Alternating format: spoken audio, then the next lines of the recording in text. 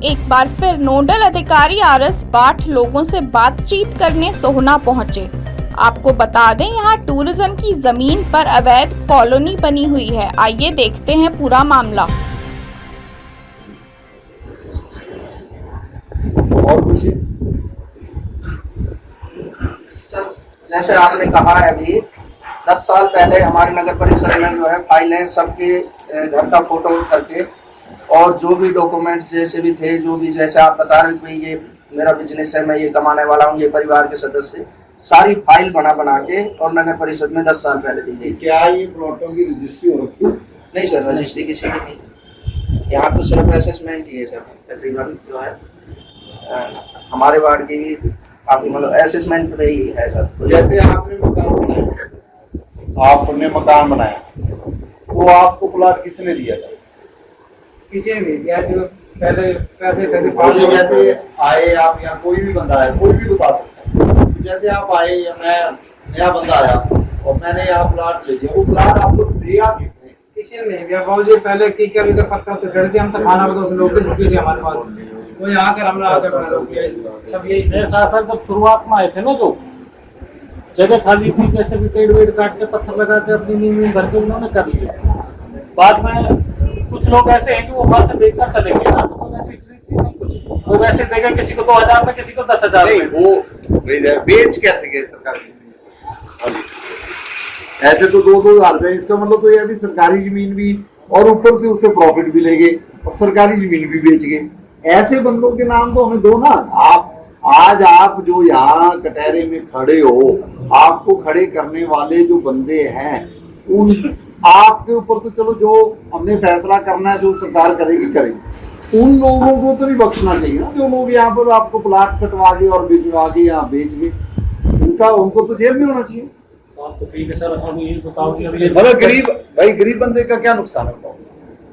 अवैध कॉलोनियों में दिक्कत ही, अवैध कॉलोनी भी ऐसा ही सिस्टम है।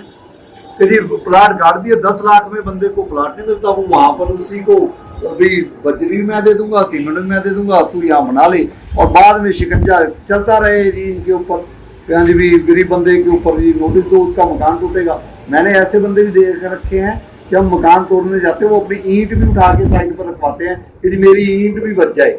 ऐसे लोग भी मैंने देख रखे हैं। तो उनके पीछे उस हालत में उनको जो लेकर आने वाला बंदा है, उसके ऊपर तो देखो जी, मैं आपसे गुजारिश करूंगा, आपका तो जो फाइनल होना है अलग बात है, उनका तो इलाज बनवाओ। अगर मैं गलत कह रहा हूँ तो बता देना। हम तो आपके ठीक है, पर सर वो आदमी पता नहीं कहाँ है। हम ढूंढेंगे, आसमान में कहीं भी हो, ढूंढ के लाएंगे।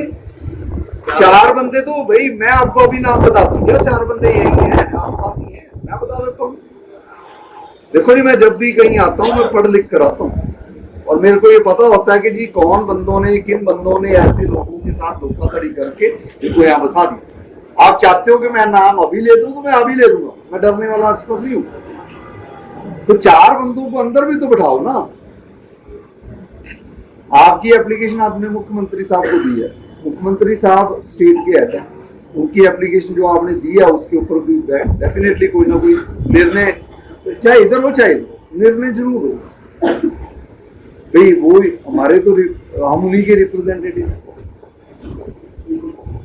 वो तो जब 2-2 बजे तक लोगों को सुनते हैं, तो आपकी एप्लीकेशन के ऊपर भी भाई सोच विचार करके कोई तो फैसला होएगा। तो महकमा जो है, महकमा देखो जी, महकमा अपनी जमीन नहीं छूटेगा, कोई भी महकमा तो ये कहेगा कि हमारी जमीन है, हमें मिले भाई। आज भाई 10 एकड़ की जमीन है, वो 20 करोड़ रुपए की है, कौन छोड़ेगा? आपका मकान तो आप तो बिना, ये जो लोग बैठे हैं बिना रजिस्ट्री के, बिना कुछ बैठे, आप फिर भी छोड़ रहे। तो सरकार भी तो एक अपना मालिकाना हक मान रही है ना। आप वहां बैठे हो और उनकी भी जमीन है, तो उनको भी अपने पक्ष में लेकर देखो। आपकी एक मकान है, वो कह रहे हैं हमारे 10 एकड़ है। तो ऐसे अगर सरकारी जमीनों पर कब्जे होकर, एक और बात बताऊंगा, कई बार ये होता है कि जी आप 10 लोग बस गए और 20 साल से बस गए, तो जी चलो जी इनको भाई नहीं तोड़ना चाहिए। ये लोगों में बढ़ावा आ जाएगा कि सरकारी जमीन करो जी कब्जे, थोड़ी देर कुछ रखो जी, 10 साल बाद करो जी, फिर आप वाली रिप्रेजेंटेशन वो दिखाएंगे कि जी आपने इसका भी इनका भी ऐसे किया था, अब हमारा भी ऐसे है। कई बार हो सकता है कि आप लोग तो वो जेन्युइन, आपके साइड वाले में जो बैठे हैं 10-20 साल से वो जेन्युइन ना हो, फिर दोबारा कोर्ट आएगी भी जब आपने इनको ऐसे किया तो इनको क्यों नहीं कर रहे। मैं आपको वही बता रहा हूं जो नहीं सही चीज। चलो सर हमारे साथ तो वो हाल हुआ है कि कोई आदमी घर में बीमार हो जाए तो जो देखने वाले आते हैं, चाहे रिश्तेदार हो चाहे यारे प्यारे हो, वो मार्गदर्शन करते हैं जी वो डॉक्टर अच्छा वहां ले जाओ वहां ले जाओ वहां ले जाओ। अब जिसका बीमार होता है वो उसे ऐसे ही लेके भागता है कि शायद मेरा वहां से ठीक हो जाए। तो हमारी तो हालत सर ऐसी रही है कि समय समय पे जिन लोगों ने भी हमें गाइडेंस करा उस हिसाब से चलते रहे। अब सर मैंने आपसे पहले भी हाथ जोड़ के यही कहा है, मैं लास्ट में भी यही कहूंगा, हमारे यशस्वी प्रधानमंत्री आदरणीय मोदी जी पूरे जो है इसमें गरीबों को मकान दे रहे हैं, हमारे मुख्यमंत्री जी जो है आदरणीय वो जो है मकान दे रहे हैं, गरीबों को बसा रहे हैं, लोगों को गरीबों को उजाड़ नहीं रहे। तो हम तो सर आपसे यही प्रार्थना करते हैं कोई भी आपकी कलम से हम लोगों का हो जाए, हम सदा आपके आभार जाएंगे सर, हमारी ये प्रार्थना है। प्रॉपर्टी खरीदनी हो या करना हो फ्यूचर के लिए सिक्योर इन्वेस्टमेंट, हम हैं आपके साथ। प्लॉट, फ्लैट और लग्जरी अपार्टमेंट सब कुछ मिलेगा हमारे पास। फ्यूचर प्रॉपर्टीज, परिवार का भरोसा और इन्वेस्टर्स की पहली पसंद। आपके अपने वस्त्रम शोरूम में आपका स्वागत है। यहाँ आपको मिलेगा शादी के लिए बेहतरीन कलेक्शन, चाहे वो पुरुषों के लिए हो या महिलाओं के लिए, पारंपरिक प्रतिधान से लेकर मॉडर्न डिजाइन तक। हमारे पास है एक शानदार रेंज जो हर खास मौके को और भी खास बनाए, और साथ ही आपको मिलेगी फ्री कस्टमाइज टेलरिंग सर्विस ताकि आपका हर आउटफिट आपकी परफेक्ट फिट में हो। तो इंतजार कैसा, आइए और अपनी शादी के सपनों को हकीकत में बदलें हमारे साथ, सिर्फ वस्त्रम पर।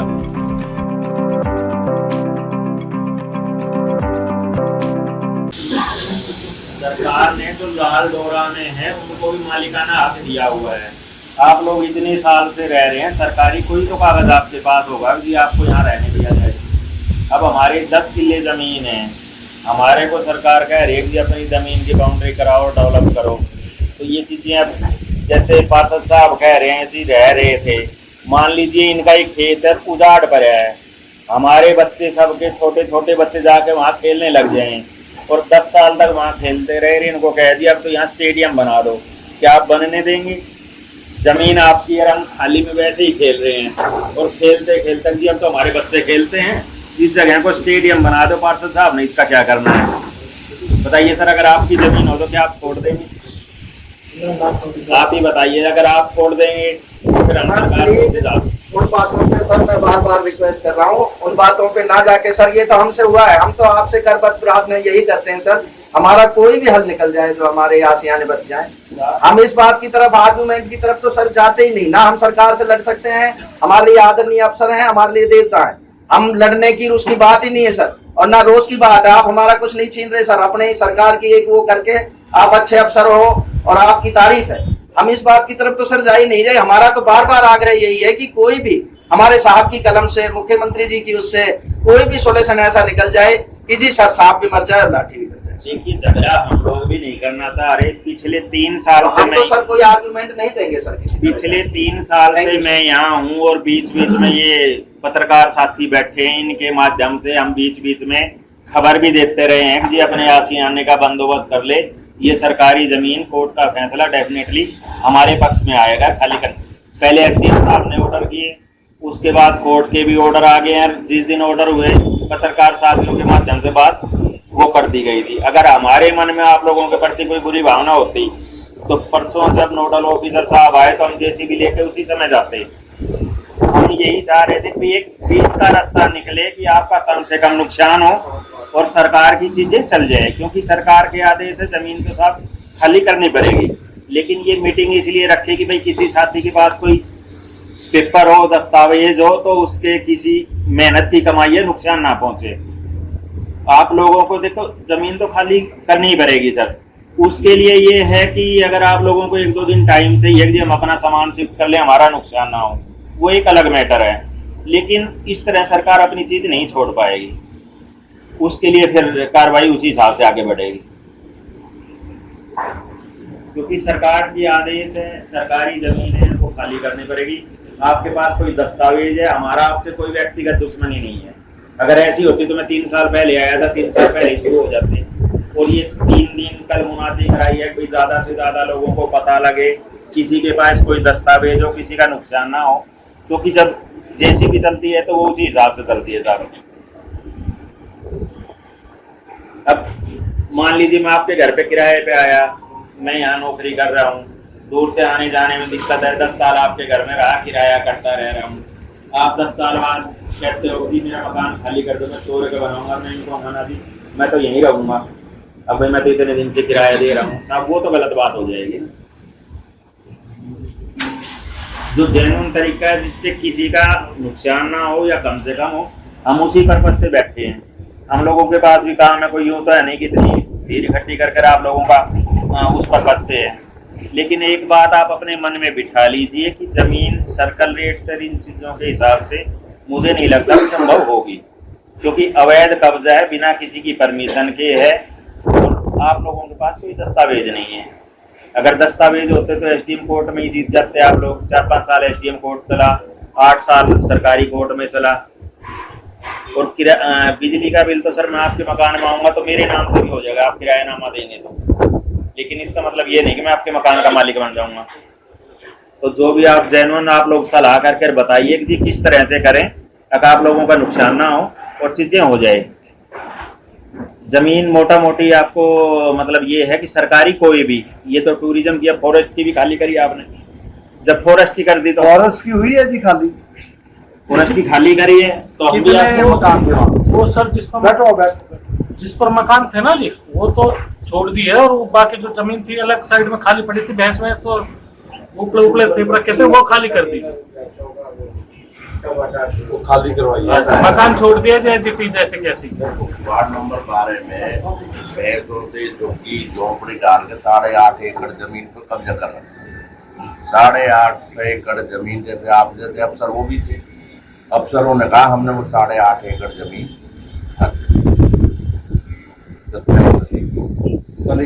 खाली कर दी थी, बिल्कुल इन्होंने अपने आप ही कर दी।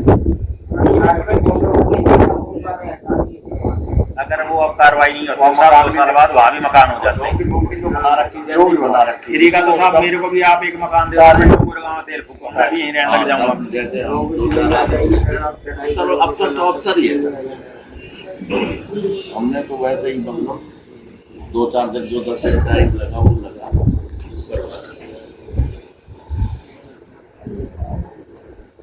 ठीक है जी। जो लोग नशे बेचते हैं, गलत काम करते हैं, हमारे पास उनकी लिस्ट है, कल से उनके मकान तोड़ने शुरू कर रहे हैं। बाकियों के बारे में सोचिए, पहले उनके तोड़े, उनके तोड़ने में आप साथ खड़े होना, उनके तोड़ने में आप साथ खड़े हो गए। अगर आप उनके तोड़ने में साथ खड़े नहीं हुए तो टूटेंगे आपके भी। मेरा स्टाइल अलग है काम करने का, आपकी जो रिप्रेजेंटेशन है ठीक है, 5-7 दिन बाद देख लेंगे। 5-7 दिन में आप सब लोग हमें लिख कर दो कि जी जो बंदे यहाँ गलत काम कर रहे हैं उनके मकान तोड़वाओ, साथ दो, हम आपका साथ दे ही रहे हैं।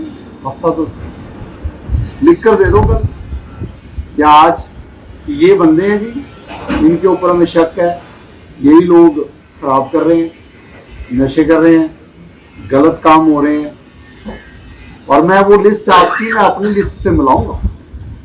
मेरे पास तो लिस्ट है, आपकी लिस्ट भी देखेंगे, अगर तो वो लगभग सेम हुई तो ठीक है, अदरवाइज ये लगेगा कि आप किसी और के तोड़वा रहे हो, फिर आपके भी टूटेंगे। जो बंदा गलत कर रहा है उसके तो टूटने चाहिए ना। जो मर्डर कर रहे हैं, जो कुछ कर रहे हैं, जो गलत कर रहे हैं, जो परिवारों को तबाह कर रहे हैं नशा पत्ता देकर, चरस गांजे वाले को हम सर्कल रेट पर जमीन देंगे, वहीं काटेंगे ना, बस में देंगे। जो बंदा नशा बेचता है, जो बंदे ने नाम खराब कराया है, और जो बंदे परिवारों के तबाह होने में, खराब करने में हिस्सेदारी में है, उनके तो जी देखो जी, हम अपनी इन्वेस्टिगेशन, हमारे पास SHO साहब भी हैं, पुलिस भी है, सारी तामझाम है। हम उनके तो भाई लिख कर देंगे कि जी इनको तो कुछ ना दिया, और आप लोगों को भी साथ देना पड़ेगा, आगे की आगे देखेंगे। तो आप आज शाम तक 250 मकान है, 250 मकान में से जो 70-80 मकान है लिख कर दे दो, 70-80 तोड़वाओ, साथ तो देना पड़ेगा आपको।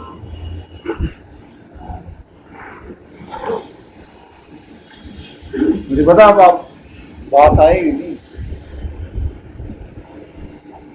कुछ गलत कह रहे हैं तो हम बता सकते हैं, आप मुझे नहीं गलत कह रहे हो।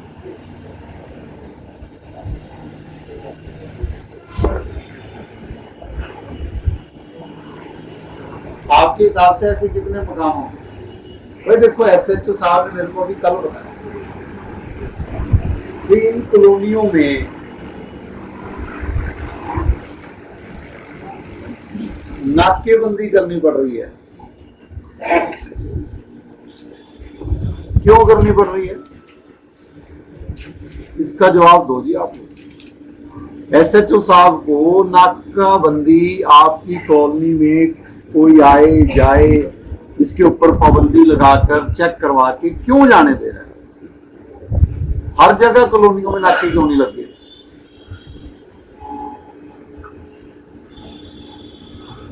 और भी आप, अब आपके प्रश्न मैंने सारे सुन लिए, आप पार्षद साहब की सुन लिए। पार्षद साहब दोनों तीनों ने बहुत अच्छी बात कही है कि हम सरकार के लेवल पर एक रिप्रेजेंटेशन दी है, बिल्कुल दी है। तो जी हम सरकार से ऊपर नहीं है, हम भी उन्हीं के रिप्रेजेंटेटिव हैं। जो आपने दी है उसको एक बार देखेंगे, उसके ऊपर जो लाएंगे। लेकिन उस पर मैं लिखूंगा कि जी इस कॉलोनी में नाकेबंदी हो रही है, इन कारण, ये कारण है, इसमें नशे चल रहे हैं, ये रिपोर्ट है। और इतने मकानों में से लगभग इतने मकान वाले जो हैं वो इस शहर का नाम, हरियाणा का नाम खराब कर रहे हैं। इनके बारे में सोच लिया जाए। जो हमारे हरियाणा का नाम बदनाम करने में आएगा तो भाई वो फिर कैसे रहेगा? हरियाणा का नाम तो बदनाम नहीं होने देंगे, सोना का भी नहीं होने देंगे। सोना हरियाणा में तो है, अमेरिका में थोड़ी है। तो आप लोग जी, मेरी यही गुजारिश है, शाम तक आप 250 घरों में से कितने 70, 80, 90 जो भी घर हैं वो लिख कर दे दो जी आप, और पहले वो तोड़ो। अब आप बता दो कब तोड़ना है।